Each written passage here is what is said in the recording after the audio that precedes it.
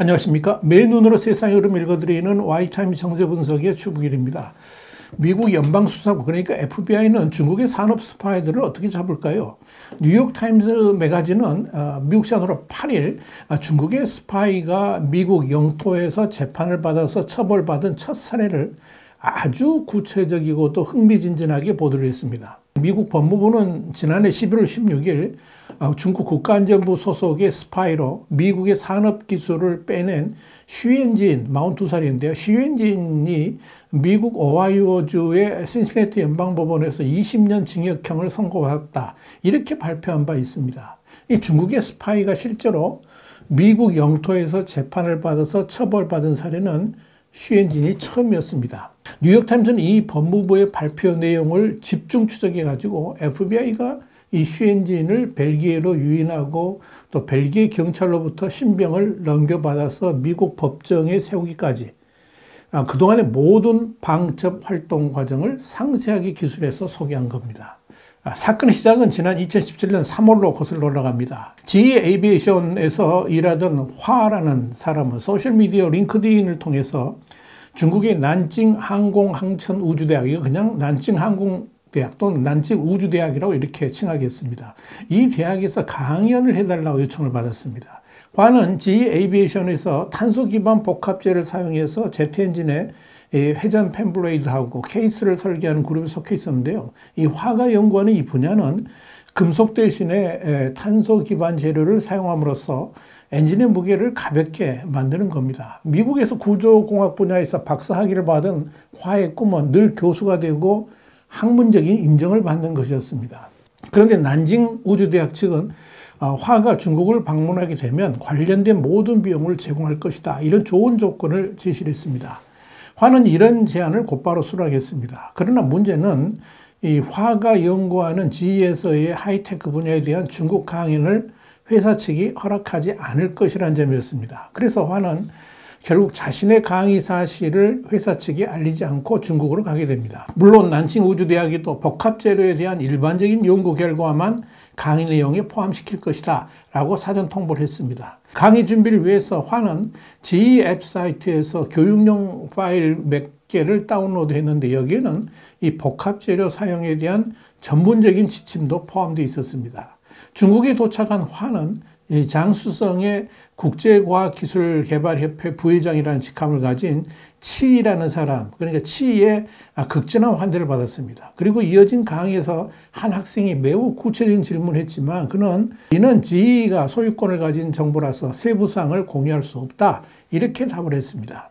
화는 이 3,500달러의 강연 사례금을 받았고 다음날 미국으로 돌아왔습니다. 그런데 미국에 도착한 화는 자신이 중국에서 강의할 때 난징 우주대학의 강의실 컴퓨터에 자신이 GE 로고가 찍힌 사진이 다수 포함된 자신의 GE 프레젠테이션 파일을 깜빡하고 삭제하지 않았다는 것을 깨닫게 됩니다. 화는 즉각 난징 우주대학으로 전화를 해서 파일 삭제를 요청했고 이로써 모든 일이 일단락된 것으로 생각을 했습니다. 그런데 중국을 방문하고 나서 6개월이 지난 2017년 11월 1일 화는 회사 측으로부터 보안 담당자를 만나는 통보를 받게 됩니다. 회사 측에서 화의 중국 방문 사실을 인지하고 있었고 이와 관련해서 GE의 보안 책임자는 중국 여행의 목적을 물었습니다. 당황한 화는 일단 대학 동창회 그리고 친지 방문이라고 둘러댔습니다. 그러나 화에 대한 조사는 2명의 FBI 요원의 관여로 확대가 됐습니다. FBI 조사관도 중국 방문의 목적을 계속 캐물었었는데 화는 여전히 친지 방문이라고 답을 했습니다. 그럼에도 FBI 요원들은 계속해서 또다시 중국 방문의 목적을 솔직히 답하라고 요구를 했습니다. 그래도 화가 이 강의 관련 답을 꺼내지 않으니까 결국 FBI는 화가 친지 외에 난징 우주대학을 방문한 증거를 제시를 했습니다. 그러면서 FBI 요원은 연방수사관에게 거짓말하는 것은 범죄라고 그러면서 모든 것을 얘기하라고 압박을 했습니다. 이 충격을 받은 화는 결국 중국에서 있었던 모든 일들을 토로하기 시작했습니다. 이때 FBI 요원인 브래들리 허런 화를 중국으로 초청한 것 자체가 중국의 천인계획의 일환으로 해외 중국 엔지니어를 통해서 기업 정보를 빼내는 자산으로 키우려고 했다는 사실을 인지했습니다. 화가 중국에 도착했을 때 극진하게 환대했던 인물이 바로 중국의 정보 관리라는 사실도 확인을 했습니다. 잠시 휴식을 가진 뒤에 FBI는 화에게 FBI의 방첩 작전에 협력하면 기소되지 않게 돕겠다는 역제안을 합니다. 그리고 화가 FBI의 신문을 받는 동안에 그의 집은 수색을 당했고 화의 거짓말이 추가로 드러났습니다. 그의 노트북에서는 미국 정부가 수출 통제로 표시한 문서도 포함되어 있었습니다.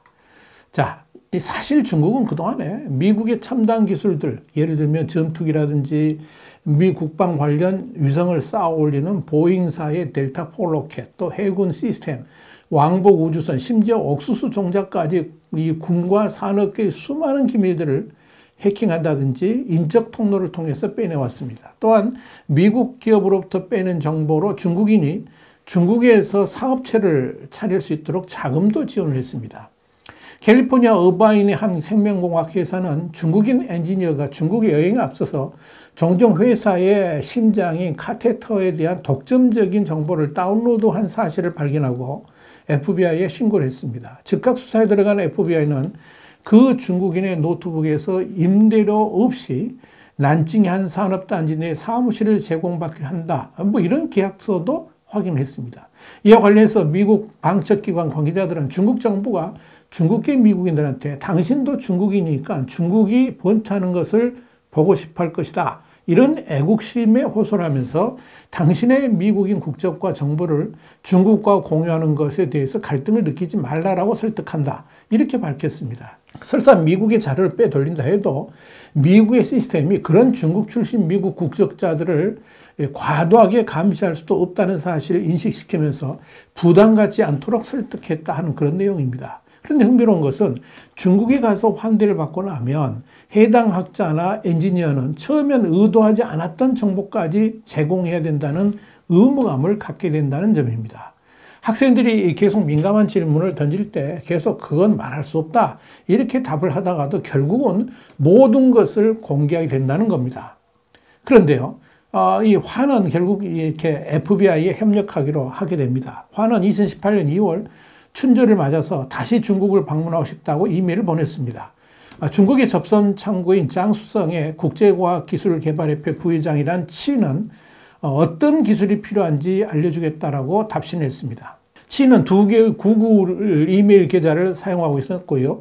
또 이 FBI는 치의 모든 자료와 통화 내역이 주기적으로 애플의 클라우드 서버에 저장되는 것을 확인했습니다. 이는 FBI에게는 보물창고나 다름없었습니다. FBI는 치의 본명이 슈엔진이라는 사실도 확인을 했습니다. 그는 중국의 국가안전부 소속으로 미국 기업들로부터 정보를 빼내려고 여러 꼭두각시들을 키워가지고 조종하는 스파이 두목이었습니다. 그런데 그가 사용하는 아이클라우드에는 신용카드서부터 시작해가지고 급여 명세서, 건강보험 카드 외에도 그가 미국의 여러 우주항공 기업 엔지니어들하고 통화한 내역, 또 정보 전달 시 주의사항 같은 그의 기소에 필요한 모든 정보가 모두 담겨 있었습니다. 그 가운데는 쉬가 난징 우주대학의 한 교수에게 미국의 F-22에 대한 정보를 빼내야 된다라고 말한 통화 기록, 또 불륜 여성과의 이별을 안타까워하는 기록까지도 저장되어 있었습니다. FBI에 의하면 그가 왜 경솔하게 이렇게 자료들을 아이클라우드에 자동 저장하게 했는지는 의문이지만 미국 검찰이 대부분의 증거를 이렇게 원스톱으로 찾을 수 있었던 경우는 흔하지 않았다 이렇게 말을 했습니다.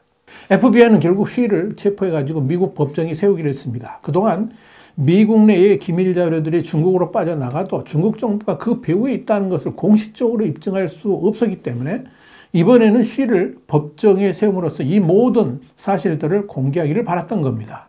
중국 스파이 쉬엔진은 지의 화에게 펜플레이드 케이싱과 관련된 자료를 요구를 했고 화는 FBI하고 협의를 해가지고 해당 자료를 보냈습니다. 그러나 이건 미끼였습니다. 내용도 사실 그럴싸한 자료에 불과했습니다.